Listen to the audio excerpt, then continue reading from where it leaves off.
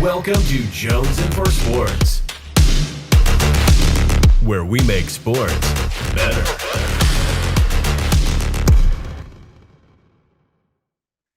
All right, welcome to the Boston Boys Sports Podcast. I'm one half of the Boston Boys. I'm Eli Horrigan, and with me, as always, is my good friend and the other half of the Boston Boys, Steve Fernandez. Steve, how you doing today? I'm doing all right. How you doing, buddy? I'm doing great, not as good as last week, but we are 83 games away. We only picked up one game. So I always want to mention that we are partnered with Jones and for Sports. Check them out on Twitter, on Instagram. Go take a look at their YouTube page for all the latest in sports. Jones and for Sports, we make sports better.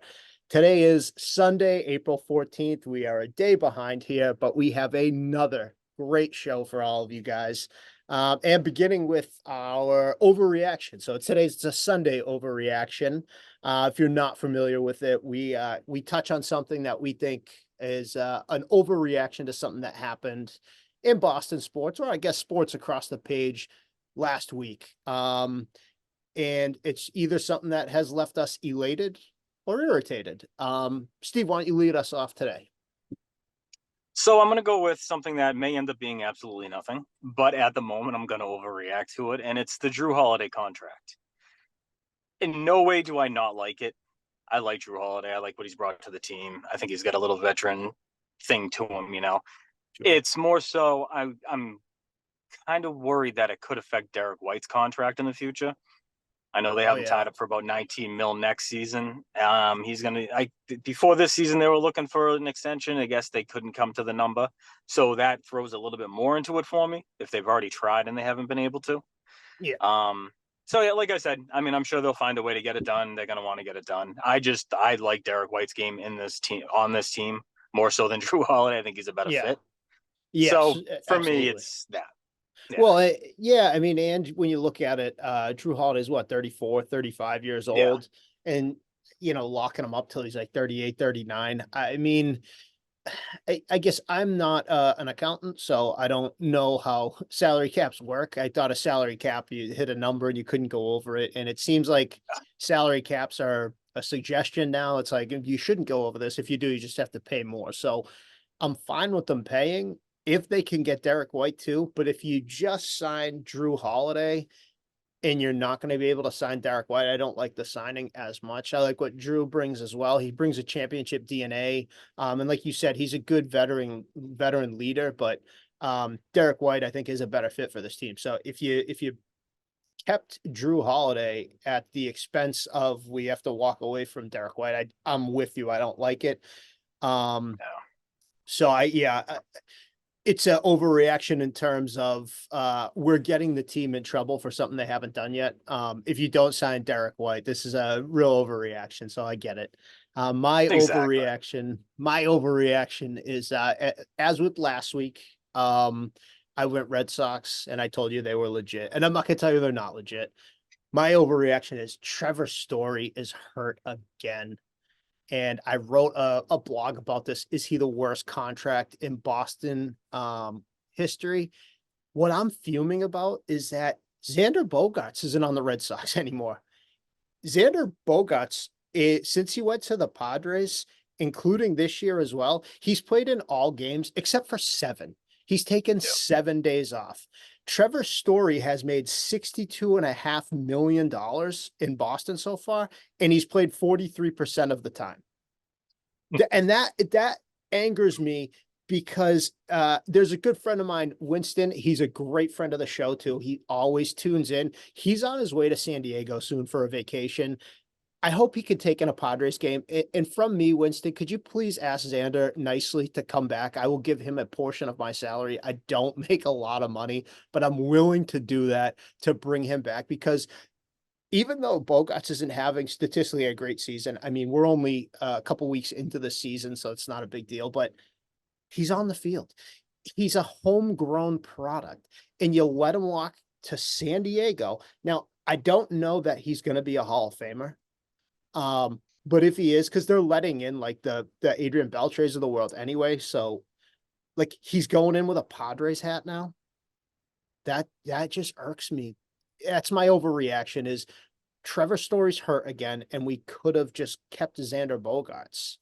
What do Yep. you think about that?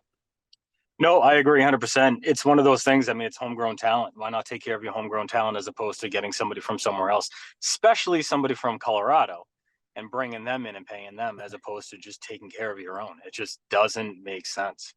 It's one of those things, and if you haven't read the blog, go read it. I'll say it's an excellent blog, but I wrote it, so I'm not really impartial on It this. is. But when you read it, I basically break down like the Colorado Rockies, the Coors Field effect, and I break down Troy Tulowitzki and I break down Trevor Story and how similar their numbers were in Colorado and then the first year when they leave, but also just the fact that the money he's making. And one of the things that irks me is I've heard people say like, it's so tough for him because he worked so hard to get back on the field, as if every other player in Major League Baseball didn't work hard. And I'm not trying to be a bad guy, and I'm not trying to, because I hope Trevor Story recovers, and I hope he's somewhere else next year, just not in Boston. It's just, that's not an excuse to continue to fail. If I don't do my job well, right, my bosses come to me and they say, do better or you're fired. And it's like, but I worked really hard. I tried. Trying doesn't get, not in a big sports market. And I'm going to use this to go right into the Red Sox, because the Red Sox they had a really tough week this week.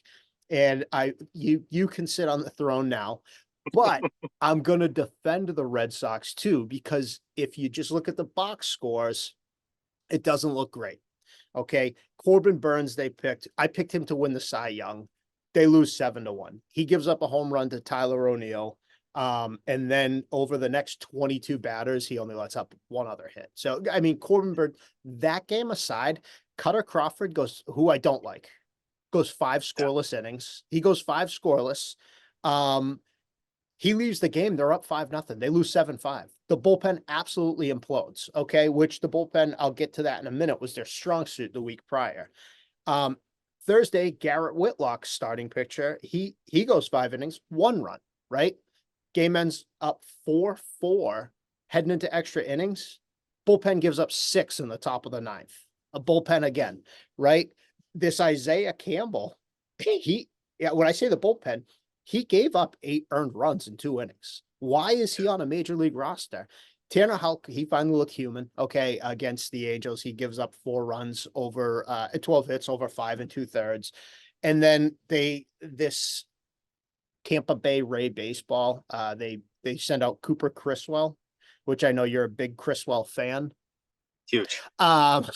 He goes 4 innings. It's a relief, but not to drone on and on about the Red Sox, but 6 errors last week, 6 errors this week. Weren't we sold that this team was going to be better defensively? I hate to pull this one out, but I mean, they are who we thought they were. No, I mean, the number was 78.5 for a reason. I mean, Vegas knows what they're talking about here. It's all right. So the pitching was good the first week and a half. Well, pitching is always ahead of hitting in baseball. So if you have a bad team that's bad on paper and they come out and the pitching looks good in the first week, that's not a reason to get excited. That's a reason for concern, because it's all going to come back. And it has. I'm not surprised by any of this. This is what I expected. You know that. Yeah. I hope for the best, but expect the worst. Yeah. I'm using a lot of cliches right here, but I mean, that's kind of where they've put me. Well, and you're right. Like the pitching is always ahead of the hitting. I agree. The starting pitching's still been good. Cutter Crawford's not going to stay good. I'm not naive. He's not going to go. But one thing that really concerns me and you probably picked up on this, I'm saying it. Cutter Crawford goes 5. Brian Bayo's going 5. Houck's going 5. You're a starting pitcher. You can't go more than 5 anymore. Analytics with pitching. Oh, you can't go through like Nolan Ryan in his 40s is pitching complete games. Pedro Martinez is routinely going 8 innings. You know what I mean? 7, 8 innings. It's like today's pitcher with analytics goes 5 innings. We don't have a strong bullpen. And like I said, the bullpen 2 weeks ago, 3 earned runs in 24 innings. which was Yeah. fantastic. And I was like, all right, Chris Martin, Kenley Jansen, you got some names in there. And now you're seeing, Isaiah Campbell. And then it's this week, it's 15 earned runs in 24 innings. So it's like, that's a real cause for concern when it comes to the Red Sox. We one more tonight with LA. I will say in my predictions, I did see I believe I went optimistic and said they could get one win against Baltimore. They could have had two. They end up with none, which is really frustrating as a fan. And then I believe I picked them to sweep the Angels, which they're 1-1 right now. So my predictions last week, if you were betting based on what I said, I apologize. But I still one of the things that's wild to me is like when Trevor Story goes out, he's out for the season now. Okay, he needs shoulder surgery. Did you feel like in this? Oh boy, how do we replace him? Or in your mind, it's like, he's replaceable. I didn't feel like, I mean, I guess you could kind of say he's replaceable because he hasn't been there, so it's kind of something you're used to doing anyway. But I know Red Sox ownership, and they're not going to really try to replace him. They're going to try to put a Band-Aid on it, I like they've guess done with everything else. I guess what I'm saying is you, the fan, you, Steve Fernandez, right? Yeah, He's making 22.5 million this season, right? yeah. That should like that. If you go back a couple years ago, if they say, hey, Mookie Betts is out for the season, that's a huge blow. Pedro Oh Martinez out for no, the season. yeah, Like you don't feel like that with Trevor Story. When Trevor Story went out, I think I wrote like, I don't know how much of a big deal is this. Like it's yeah, it's Trevor Story. It's you yeah. It bring would have up been no bigger than losing a Mark Bellhorn or something like that. Is truly the feeling with that loss. easy And Bellhorn. yeah, but to be honest, I mean, if the team was actually contending or you felt it was a contender, then you might be concerned, a little more concerned. But due to his injury history and the fact that he hasn't produced even when he's not injured, then no, you don't feel that crushing blow of oh my, like one of our biggest guys went down. He's not that.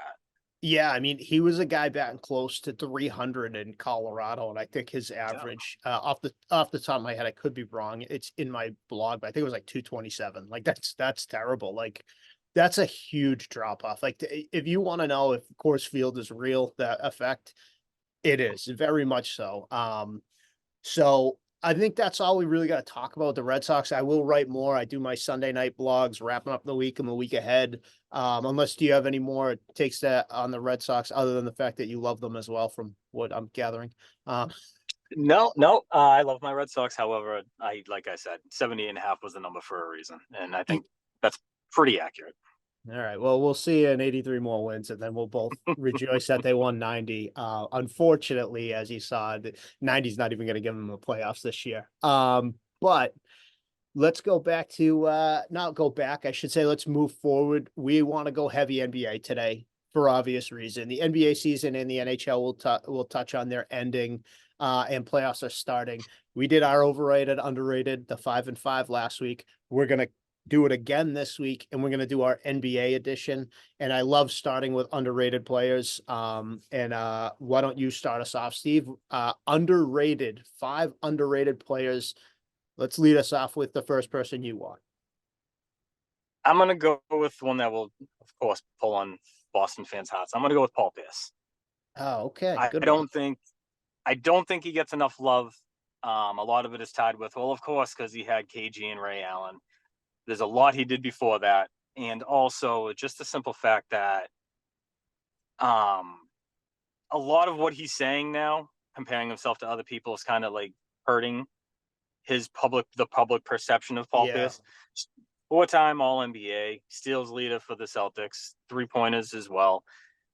He has 7-game winners, like last second game winners, that ranks him 5th all time behind Jordan, Kobe, LeBron, and Joe Johnson. His defensive tenacity, everything else, and I mean Celtics fans know. I just think nationally, of course, he's in the Hall of Fame, so people could say, "Well, that's ridiculous," but I still don't think he gets as much love as he deserves. Sure, and people might say it's ridiculous. Some of our picks, anyway. I know a few of my picks, people would probably say ridiculous. It's it's not so much that we think these guys are good or bad. It's that we think that they're bigger or worse than where people rate them. For instance, there was a lot of pushback. I got a lot of pushback from people on our overrated last week on the NFL. And I'm telling people like, listen, pump the brakes. It's not that these guys are bad. We just don't think they belong where they are. So Paul Pierce, Hall of Famer. I had the privilege of going to a lot of that title run. I had a buddy who had hookup for seats, and we were sitting up high, but I got to see a lot of those games. And I had the privilege of seeing Paul Pierce when the Celtics were really bad too, and for cheap money. He was just a phenomenal player. And to pile on to Paul Pierce, my first, then I'm gonna go with Rajon Rondo. He's one of my favorite point guards. He became kind of a mercenary later in his career. Just he'd go team to team. I think attitude hurt him, but that title run for the Celtics, when we talk about Kevin Garnett and Paul Pierce and Ray Allen, and people say the big three, it's a big four. Rondo gets left out. He's in his second season that year. He averages 10, 5, and 4 in his second year. He led the team in assists. He's 17th all time in assists per game, and that's ahead of Bob Cousy, Tiny Archibald, Gary Payton. I just think he doesn't get that. He was one of those guys where he could score, he didn't have to, and he was a true floor general. And I think that that sort of point guard gets left behind because when you have Chris Paul, a guy who loves to score, and when you have Isaiah Thomas was one for the Celtics and Isaiah Thomas for the Pistons, these are point guards who are superstars. Rondo's not a superstar, but I think he's a guy who gets left out, and he was a really good pure point guard. Yeah, we all remember primetime Rondo. Yeah, absolutely. It was like anytime the Celtics were in prime time, the guy would go for like 20. Like he could score. He was fantastic at Kentucky. Yep. But yeah, I don't think he gets his due on that championship team. I think he's really underrated. So Yep, who do I you agree with that. who do you got next? Well, I'm going to continue with the floor general theme and go with Chauncey Billups. Go with Mr. Big Shot. Big shot. I mean, Mhm. Finals MVP, 3-time All NBA, 2-time All Defensive Player, Boston Celtics draft pick. That's Yeah, right. Excuse me, he was a Patino pick yeah, too, right? he was the Duncan year, wasn't he? Wasn't he they Yeah, were supposed to get they number had one? two. Didn't they get they Yeah, had Mercer and Chauncey, right? Ron Mercer. Ron Yeah, Mercer. okay. Uh, I remember one real quick. I went to a Celtics game. I want to say it was in '98, and Ron Mercer was on the court. And I remember we went because they were playing the Timberwolves. I was a huge KG fan. We went to watch the game, and there was a foul called. Mercer was called for a foul at half court, and he took the ball from whoever was dribbling the ball up, and he just went to like show off for the crowd and dunk it, and he absolutely front rimmed it and just Oh my, fell to the floor in dead time. And I remember yeah. just laughing because I remember Grant Hill had a commercial back in the day, a Sprite commercial where a kid tried to dunk like him and ended up doing that. And Yeah, it's just what made me think of yeah, it. It was absolutely hilarious. yeah. God, all right, we'll All right. keep going. I won't but oh boy, yeah. Go ahead. Go Who ahead. Who do you have for number? Who's your second one? All right, well, since you said the Tim Duncan year, I have Tim Duncan as underrated, which Okay. is probably people are gonna be like, how is he underrated? He's Tim Duncan. I saw a TikTok recently, and people are trying to tell me that Anthony Davis is better than Tim Duncan. And Oh, no. which is I'm like, do these people watch? Like, I know that young kids say, like, we're old heads when it comes to NBA. Like, we love the late 90s, early 2000s. And so maybe I overrate some guys. Don't tell me Anthony Davis, who's hurt more often than he is. I mean, he is Trevor Story of the NBA, if you ask me. Yeah. Tim Duncan, like if Tim Duncan, the Celtics win that lottery and get Tim Duncan, the Celtics are good for 20 years. You know what I mean? Like, don't tell me Anthony Davis. Tim is better than Duncan. I told previously, I think in a blog I wrote that Spurs basketball is boring, and I stand by that. So Tim Duncan was perfect. He was Mr. Fundamental, but he averaged 19 and 10 for his career. And considering the last 7 years of his career, he averaged under 19 points per game. It tells you how good he was in those first like 12 years, I think it was.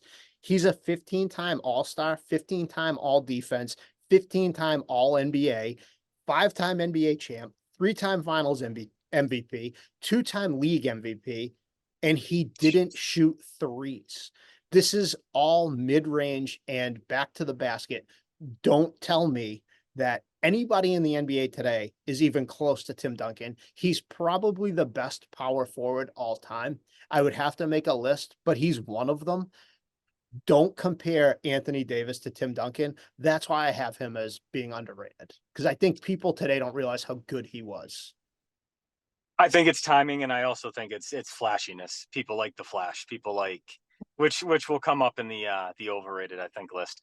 But yeah, 100%. I mean, he was Mr. Fundamental. He did boring stuff, but he easily, if he isn't the, it's so difficult for me because I always want to say KG, but to be honest, Tim Duncan was a better power forward. Yeah, I like If I'm being KG way completely honest, better. Yeah. right, exactly. Yeah, he's I'm just gonna probably the say, greatest power forward. I didn't want to cut you off. I'm just gonna say, like, KG to not KG, Tim Duncan to me, he's Greg Popovich's Tom Brady. 100%. Like Greg Absolutely. Popovich equals Bill Belichick. He had Tim Duncan. Bill had Tom Brady. Like, we're talking about one of the greats, all-time greats in the game, which is why to me it's insane to me that I would even put him as underrated. But I have him underrated now because of today's day and age. People don't realize just how dominant Tim Duncan was. Yep. No, I love that one. It's again, it's not underrated because people think he stinks. People know he Yeah, was great, yeah. but they're underrating how great he actually was, especially Uh, this time in age. all right, let's go to your number 3 then.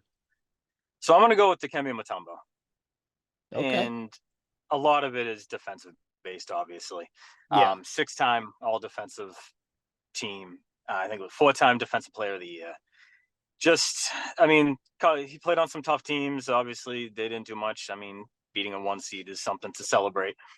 But I Yeah. mean, I just, when it comes to big men and you're taking in everything, Bill Russell gets the love that he gets. Defensive, 11 championships, everything, 8 in a row, all that stuff.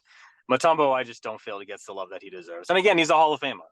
So obviously he gets credit. I don't believe he gets enough credit for what he did.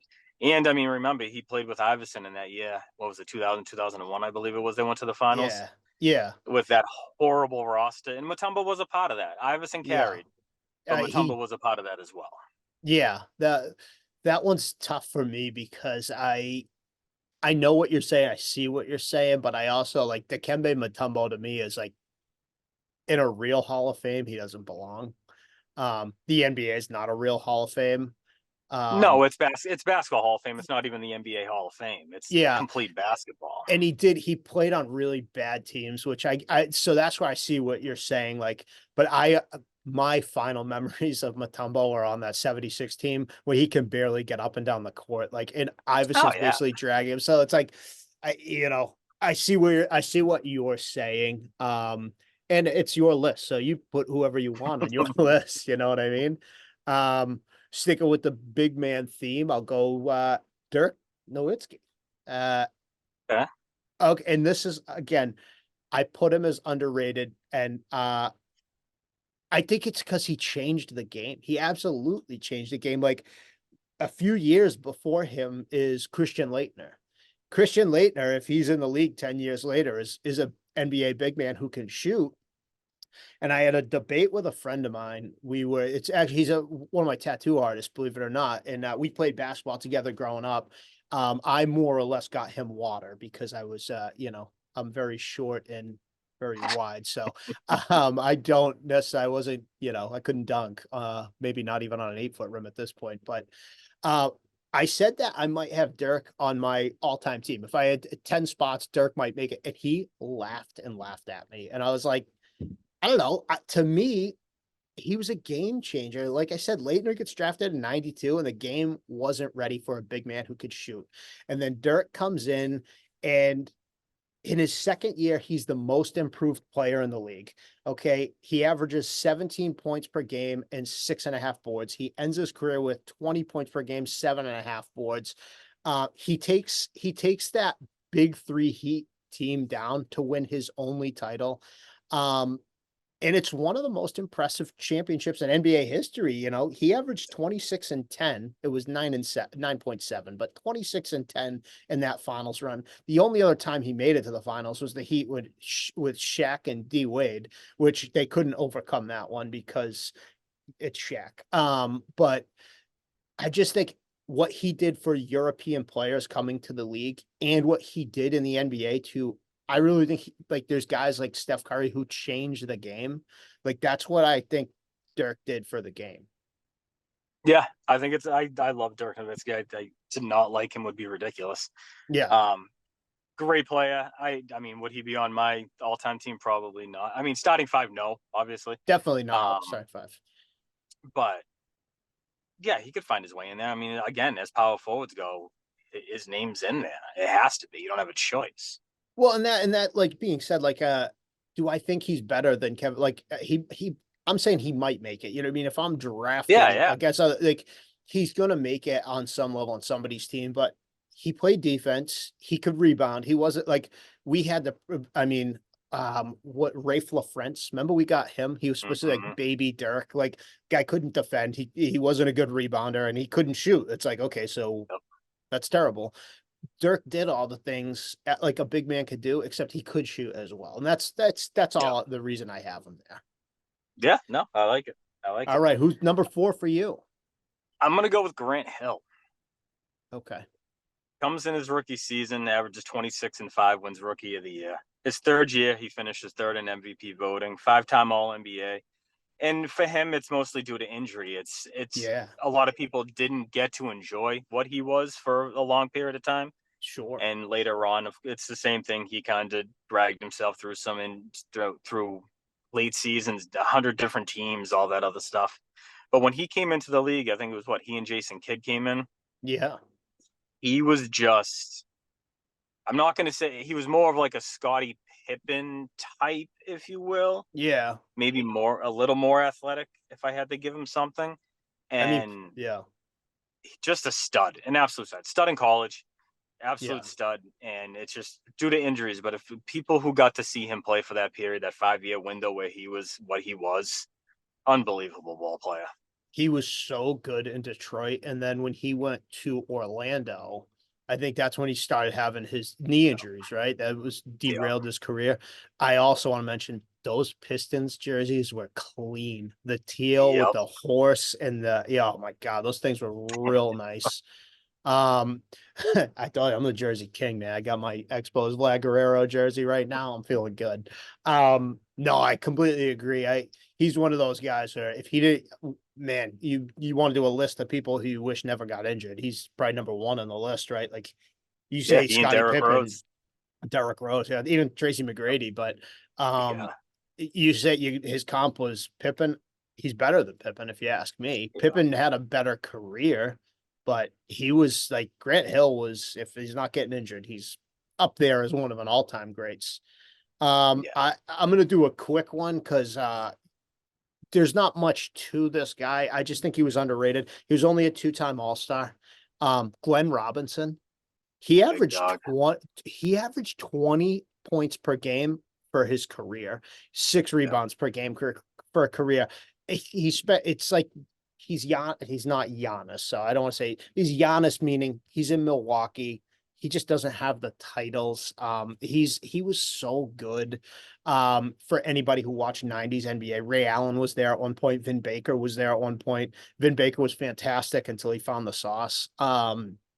I one of Greg Speakman I talked about last time. He had a Vin Baker poster growing up, and it was Vin Baker next to the Space Needle when he went out to Yeah. Seattle. That's a great poster. But no, I just Yeah. think Glenn Robinson's a guy who gets left out. And I mean, we're talking about a guy who averaged 20 points per game for his career in Milwaukee, and he's only an All-Star twice. So I just think he's a guy who gets left behind. Yeah. I liked that when I was a fan. Always was. I liked how he played. Yeah, And he like the high 20 points in the socks. NBA is nothing to 20 points in the NBA averaging is nothing to laugh at. So we're gonna go on to number 5 for both of us, and we've had extensive talks about number 5. So I have a feeling we have the same guy. I'm afraid. So for underrated, I would think only because we've talked about this for hours on end. Who's your number 5? Shaq. I got Shaquille O'Neal. I knew I saved him for last because of this. I'm like, he's definitely gonna have Shaq too. So I figured I'd hit him last. And I'm sure anyone watching this is probably, when you say treat to a dog, like, Yeah. Shaq. But I'll let you take the lead. I'll clean it up if you don't nail everything. It's simple. I mean, to go over some of the accolades, I mean, it's 15 times. He was an all-star, 4 titles, 2-time scoring champ, 14-time All-NBA, 3-time All-Defensive Team, MVP, 3 times Finals MVP. For me, he's the most dominant player of all time. Yeah. And simply put, for me, he's underrated because he's never mentioned in the GOAT conversation. I get it's Jordan, and people want to argue LeBron, which I believe Kobe's ahead of LeBron, but we I won't agree. go too far into that. But then, of course, when people have to throw in Kareem because of what he did, and then people will mention Will Chamberlain, well, you need to continue and you need to mention Shaq. Yeah. What he did when he came in, what he did to opposing teams, Hack-a-Shaq had to be created. They had to change the rules for this guy. He has to be at least mentioned. Do I believe he's the greatest of all time? No, I don't. It's Michael Jordan. But he needs to at least, if those other guys are going to be mentioned, he needs to be mentioned as well. I couldn't agree more with everything you said, obviously, because we've talked about this. Young Shaq ran the floor like a gazelle. When he was in Orlando, he was just as like LeBron. You know what I mean? He run the floor. He could dribble and run and move. He was just so big and strong and powerful coming out of LSU. When he got to LA and he filled out, there is not a center on the planet who could guard him. He was so I remember watching those Kings and Lakers series, and Vlade Divac was a good center in the NBA. He was a boy against a man when it came to Shaq. And I have Shaq there because I always think if I'm doing a fantasy draft, I know fantasy is not real life, but all-time NBA players, if you go Mike 1, I can take Kobe, I can take Dwayne Wade, I can take Allen Iverson. There's guys that are dogs at the number 2 spot who can go against Mike, but nobody can guard Shaq. And you can tell me Bill Russell could because he could guard Wilt and no one could guard Wilt. Bill Russell, I love Bill Russell. He did so much for the game. He's a Boston Celtic. He's everything NBA. He also played in the league when there was like 8 teams. Shaquille O'Neal is a different breed of human. He was tall, he was wide, he was strong. Like you said, they created Hack-a-Shaq. This is just a guy, he's above the NBA. There isn't anybody. I would make that argument. I'm sure anyone, the people who are older than us would say, oh, you didn't get to see Bill play. You didn't really see Kareem or Will. I don't need to. I saw Shaq, and he's too dominant. I remember being a kid and hating Shaq and being like, everything he does is an offensive foul, which it probably could have been when he turned and his elbows out wide and he hits, and guys go down. But if you do that, you got to call it every single time on everyone. And Shaq was too good. He was too dominant. There's nobody on the planet. So when you go for a draft and you take Shaq 1, I believe you've picked a team right now there. Okay, well, now we don't have anyone to oppose them down low. Yep. And that's why I pick Shaq. Yep. I agree. So why don't we jump into overrated players? Because again, we always talk about how overrated will probably hit a nerve for people. And I love that part of it because when we did the overrated for football, I heard from a lot of people, I'm sure you did too, when Emmett Smith were ruining people's childhood and, John Elway. I heard a lot about John Elway after. So why don't we jump into our overrated players? All right, Steve, who is your first overrated player? So I'm going to give a quick, easy one to start off. Joel Embiid. And it's all based on playoff success. I mean, the guy's been, 6 playoff appearances, I think it was, never been out of the second round. Just he's obviously a stud. He's dominant, 33, 34 points a game. He's a great player, but I just think he gets way too much attention considering the playoff failures. Yeah, I guess that's a great comp. Like when you said it initially, I'm like, I don't know about, but I get it's my take on Lamar Jackson. If you don't win in the playoffs, so yeah, I see what you're saying. Well, I'll pile onto that too, unless you have more. I don't want to cut you off. No, no, No, that's it. so one of his former teammates, James Harden. Yeah. James Harden scores, and I think he's like 7.5 or 8.5 assists per game for his career. He does not play defense. He's lazy. When he doesn't want to play for a team, he turns into Oakland Raider Randy Moss. Like, I'm just not going to work out or do anything. I can't stand a player like that. So I have him as overrated because of his off court and the way he doesn't play defense. Like, I'm sorry, you can't be one of the greats and just dismiss an entire part of the game. So that's why I would have James Harden as overrated. Yeah, that makes sense to me. I'll go right into my second one here. We All right. got Chris Bosh. Chris Bosh, I felt too much attention for being part of a big three when I don't believe he's a big anything in that sense. I used to laugh at him when he was in Toronto. He had to make YouTube videos to try to get all-star votes. Yeah. Oh yeah. Those corny videos he made back in the day. I mean, he was 19-8. He had one season over, I think what was it, over 20. Was never in MVP voting, never top five. Just his name is attached to the D Wade and the LeBron, and I think that's why I always just felt he was a little too much for the guy and how he played. I completely agree because one of my memories of Chris Bosh too would be the fact that he was billed as the next like big like good big man. And I remember when KG came here initially, and the first time the Celtics and Raptors were going to play, and it was like this is the old guy Kevin Garnett. Does he still have it? And the new young upstart power forward like Chris Bosh versus Kevin Garnett, and Garnett worked him, and it was just like this is the future of the Raptors, and this is a big man. Like so I completely agree. And when he went to like, he was a big name, but it was LeBron and D Wade on that team. It wasn't, and then Dirk took them apart anyway, so it really doesn't matter. um, I'll go big man as well. I'll go Yao Ming, and I don't have to get. We talked about Shaq. Yao Ming's one of the, his victims. He only played in the league. This is the NBA Hall of Fame. I mean, the Basketball Hall of Fame is a joke to me. Yao Ming's time overseas counts. He only played 8 years in the NBA. He only played more than 60 games at 4 different times. He was always foot injuries. And he was completely, when he was healthy, just completely dominated by Shaq. Year in and year out, you're like, this is the year for Yao and Tracy McGrady, and then Yao would either get hurt or he would get beat up by Shaq. So Hall of Famer, no, has no business in the Hall of Fame. So Yeah, no, I can't argue with that one. I'll jump in. And my third one is probably gonna break your heart because it broke my heart to actually to write I and already don't consider. like But it. Sean Kemp, Oh, Rain Man, come on. yeah, Uh, he ended his career uh, 14-8. Well, he had one season over 20 points per game, 10 times in the playoffs, 6 one and dones. Just he got, and it's funny because my next two are kind of similar to him, but it's the flash. It's where we said Tim Duncan didn't get the love he should get because he wasn't flashy. He was boring. These guys got too much attention because they were flashy and not boring. But when you break it down and look at team success and their individual success, not as good as we once thought when we were kids watching these guys play. so borderline friendship ruiner. Yeah.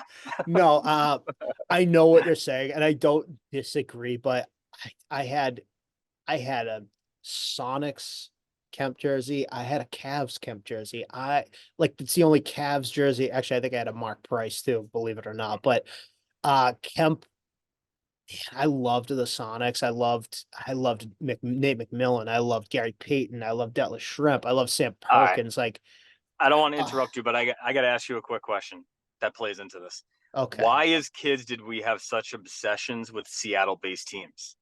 Because it was So Griffey and Biuna and Edgar Martinez and Randy Johnson, and then on the flip side with basketball, I was the same way. Kemp, Payton, like I love those teams. So I can tell you a quick backstory and we'll jump right back into this. When I was about 5 or 6 years old, whenever my parents signed me up for T-ball initially, and you're in it's before they started getting like teams that were named after a business. You had a big league jersey, and Oh yeah. I was the Mariners. So, 5-year-old kid, like I'm wearing a Mariners jersey. I love the Mariners. So I got lucky. Like Ken Griffey Jr. is the greatest baseball player I ever saw play. You can argue anybody else you want. There's nobody with a better swing. There was no one better defensively. So those teams, I mean, they were stacked. I wish they won a title. And even further past it, like David Segui was on those teams at one point.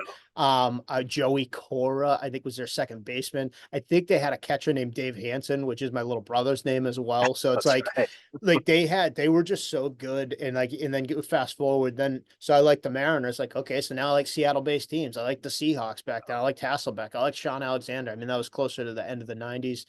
I loved Kemp. I loved Gary Payton. I hated the Bulls growing up Yeah. because they were so good. So, you see Seattle play the Bulls in the finals and, you just, that for me is why I like them. Yeah, no, it makes sense. It's just funny that we kind of gravitated towards a specific city. Yeah. It's in multiple sports. So I'll pile on with the overrated then because you went with a super freak athletic Sean Kemp. I had Vince Carter, and Vince Carter, that was a heartbreaker for me too because I really loved Vince Carter. He was so good. He was a great dunker. And that's what he was. I mean, we remember in the Olympics when he jumps over the 7-footer, that his performance in the dunk contest is the greatest all-time performance. Every dunk he did, your jaws on the floor. Like he was a super freak athlete. However, he was only over 20 plus points per game, less than 50% of the seasons he played. And I just don't think he was a dog. Like he played in a league against like a guy like Allen Iverson, who he had far more tools than Allen Iverson did from a physically gifted standpoint, height, jumping ability, you name it. And Allen Iverson is 10 times the player Vince Carter was. Vince Carter just wasn't a dog. He didn't have that in him. So I don't know if he just didn't have that or if he was lazy, but super freak athlete. Not, I think we look at him as like he better than he was. Yeah, I can see that.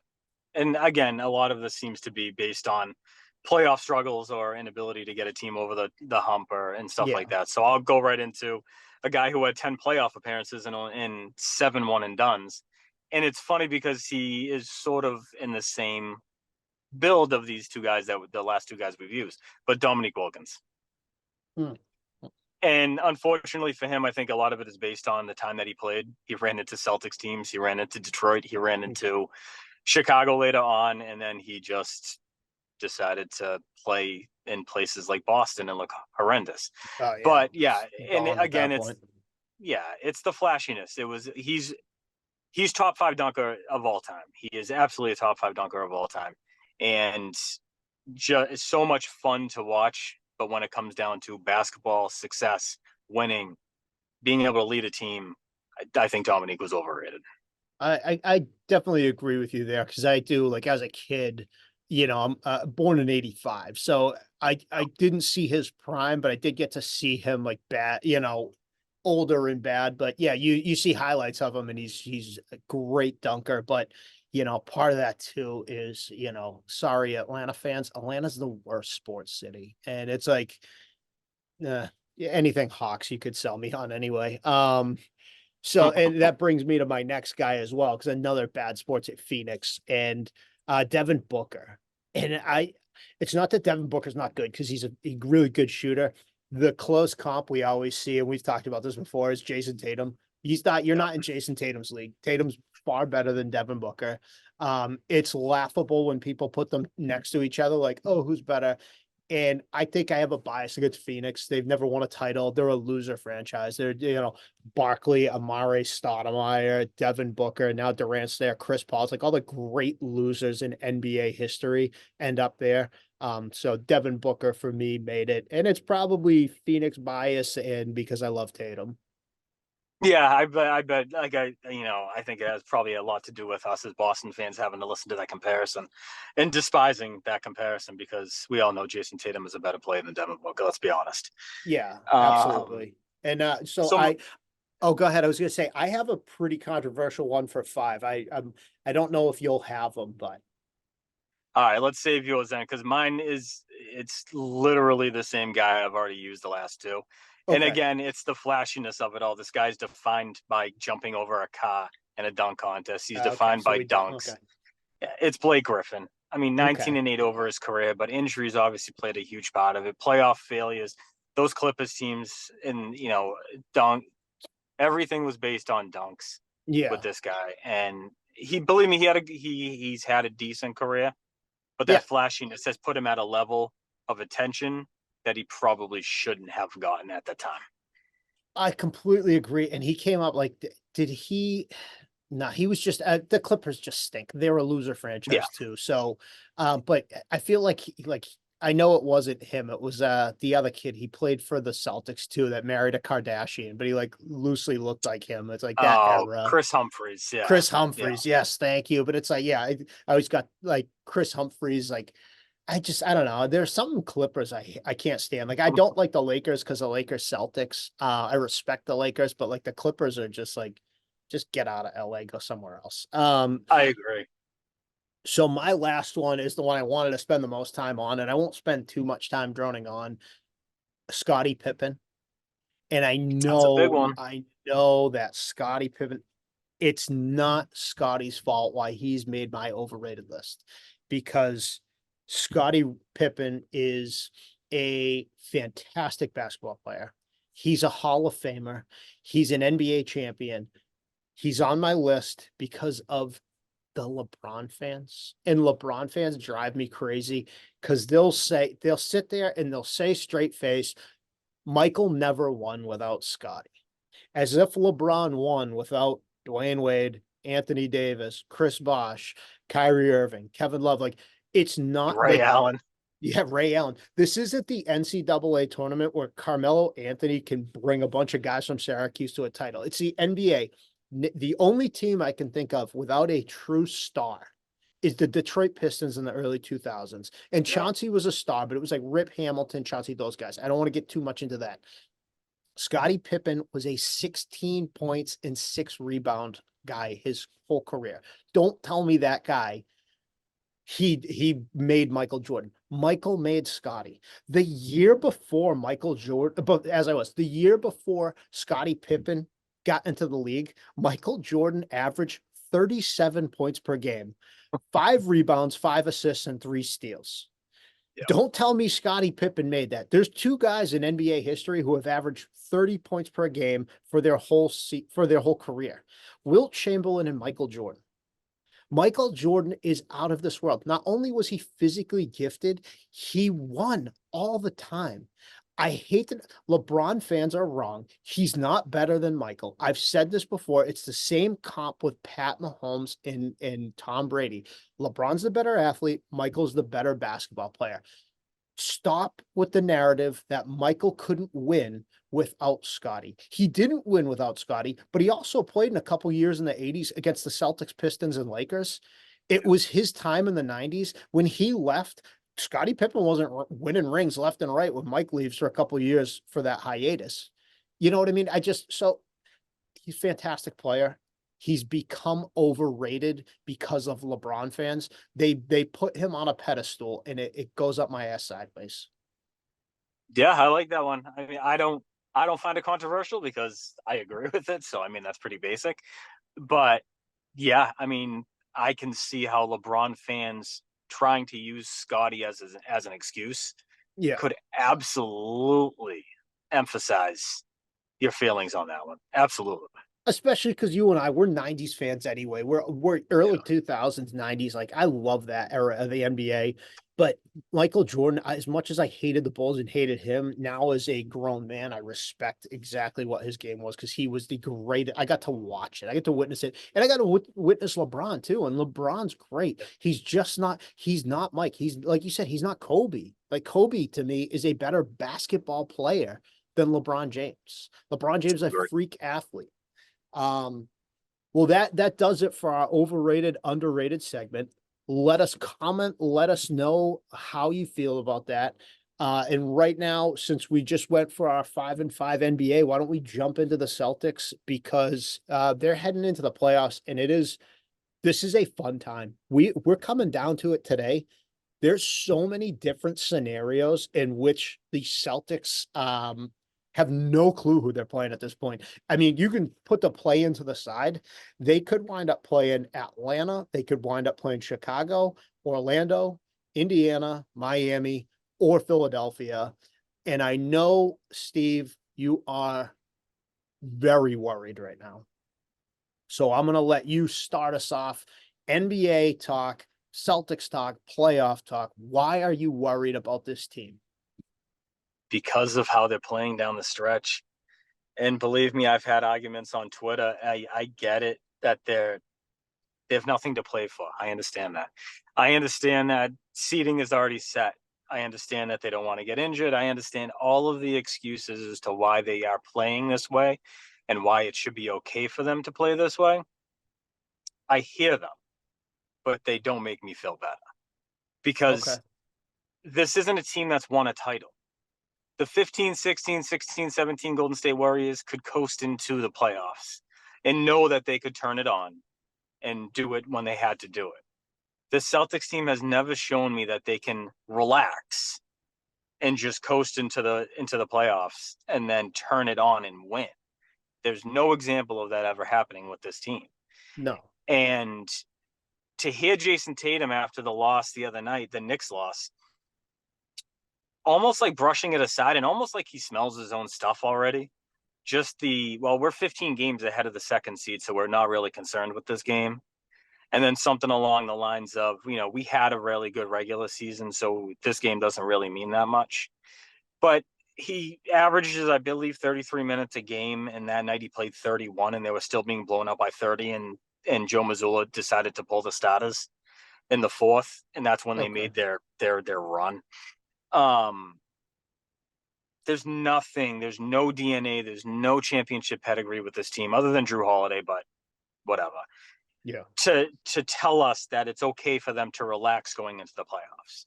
This complacency could come back to hurt them, and that's what concerns me.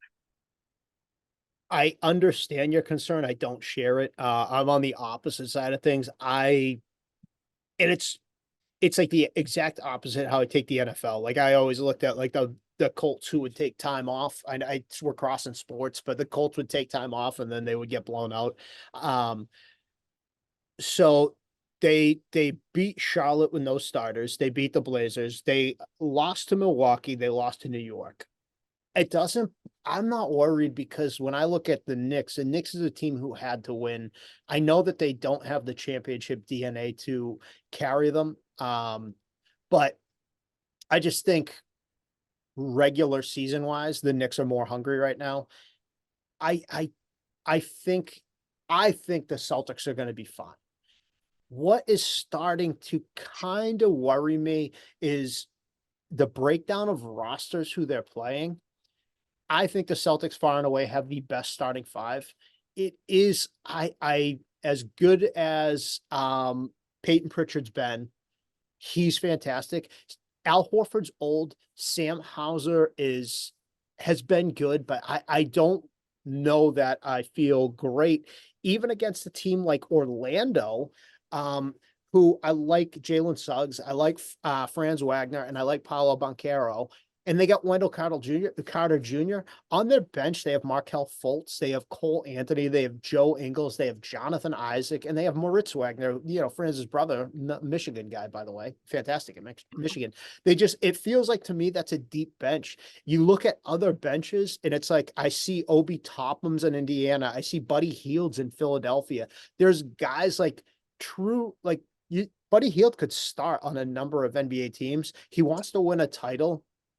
That's what's starting to worry me. I am not worried. I think they're going to be ready for the playoffs. I think it's a terrible year to be the number one seed because in the play-in tournament, if let's say that these games tonight go uniformed and everything stays the same, you're going to be playing Miami in the first round or Philly? Is it Philly or Miami? I I think think it's there's Miami. potential for either, but Miami So, would be right now, yeah. so if it ended the way it's today, Philly ends up playing Chicago in the play-in. No, Philly plays Atlanta, and then Miami gets Chicago. Unless Chicago or Atlanta holds holds a miracle win against these teams, which I don't think they will. Like it's the worst year to be a number one seed. If you end up getting Miami, like Miami's not an 8 seed. They're not. The one thing I'll say is this: they're not an 8 seed. You're 100% correct, and there is a team that can coast into the playoffs and actually show up. They've shown that they have the ability to do that, whereas the Celtics haven't. But what I will say is this: last year was a pretty bad year to be the number one seed as well, because the 8 seed was Miami and they Yeah. took out Milwaukee. So Yeah. last year was equally as bad.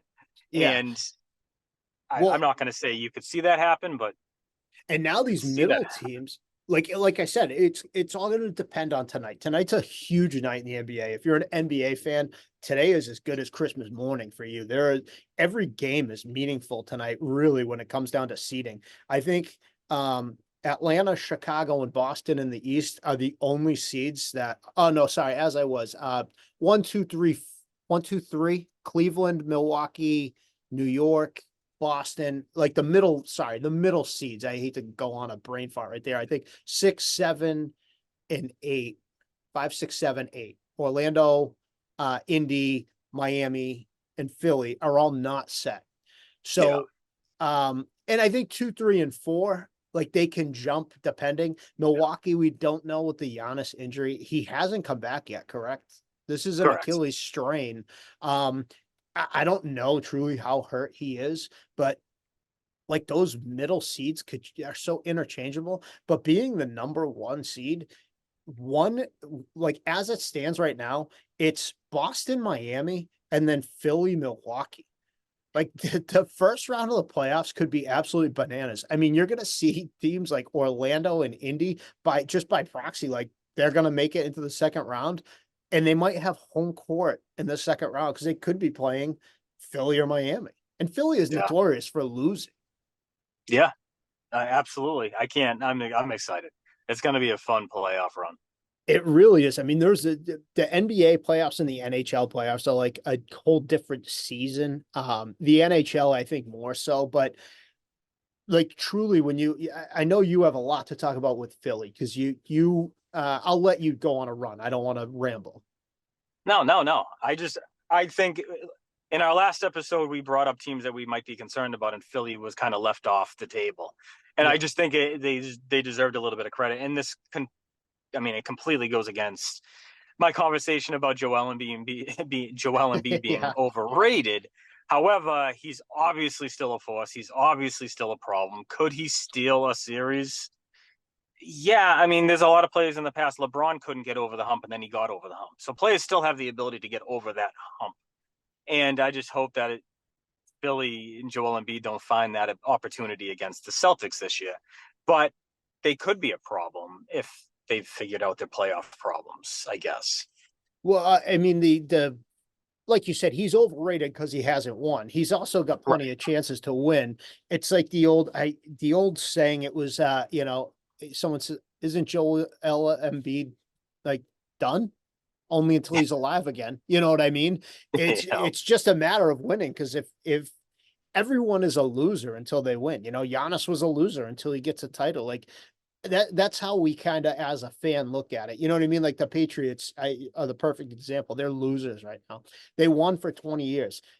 They stopped guys from winning. So it's like Peyton Manning had this mantra of being a loser because he couldn't get over the hump. So yeah, you're a loser now. He's still a young player in the NBA. He's still got many years ahead of him. I mean, being a 7-footer, you never know with injuries, but he's a loser until he wins. That maybe this is a year he wins. They're good. Philly, when you're looking at them, they have Tyrese Maxey, they have DeAnthony Melton, they have Kelly Oubre Jr., they got Tobias Harris, they got Joel Embiid, they got Cameron Payne. So, I mean, I just think they have a good roster, and they're for a 7th seed. I mean, they could absolutely overtake Milwaukee. Yeah, I agree with you 100%. I think they do have the ability. I mean, that roster is solid. They have really good players that can cause a problem and can steal a game, and that's all it takes in the playoffs. You steal one here, you steal one there, and especially if you can take home court, that's a problem. And one other team I really like. So like I said, I want to say I'm not worried. I think just because they haven't been able to coast in the past, I just think right now is the time to coast. I love the Celtics starting five, but I'm seeing a complete dog in Jalen Brunson. And I told you 2 episodes ago, I loved Jalen Brunson, but I didn't think they could make a run without Julius Randle. I actually think they can, Jalen Brunson. Like he is. I mean, he is really coming to his own. That team is very good. Yeah, they're scary. I mean, what is he say? 36 a game since Randall was when they actually announced he was going to be done. I think Brunson's averaged 36, and I'm including a 60 that Yeah. he put up. I mean, he's a dog. Like he is out there carrying that team the best he can, and he is doing it. So I'll leave it with this because I do want to touch on the Bruins. I'm not worried. I don't share your fear with the Celtics. I will say this though, this is a massive postseason for Jason Tatum. Yes, He has to take the 100%. jump, and so does Jalen Brown. Like they both have to be really good because they're your stars. You need White, you need Holiday, you need Porzingis, and you even need Pritchett. But this is the playoff season now. This is where Jason Tatum becomes a man. Well, I'm going to tell you right now, in my opinion, and this could be something for later. If there is an absolute failure in the playoffs this year, and that includes first round exit or second round exit, you have to seriously take a look at your roster and you have to look at your coach. Yes, I completely agree. And another coach who's on the hot seat for me is Jim Montgomery. And the Bruins right now, we're going to touch on them because they have 2 games left in the regular season. As it stands right now, I think their first round matchup would be Tampa Bay, and that frightens me. I don't think they're better than Tampa Bay. The only thing I see, so Tampa, they have a championship DNA. They're fifth in goals for, they're fourth in assists, they're fifth in points, they're first in power play percentage, they're first in shot percentage, they're fifth in penalty kill percentage. The Bruins, who routinely get outshot, I put that in my blog, my Sunday blog. It worries me. Their only upper hand in Tampa is that Tampa is in the bottom half of the league in goals against, and they have the 6th worst save percentage. But if you're getting outshot every night by a team that scores at a really high rate, it's not good. And they have Nikita Kucherov, and Kucherov to me he's got 141 points and he leads the NHL.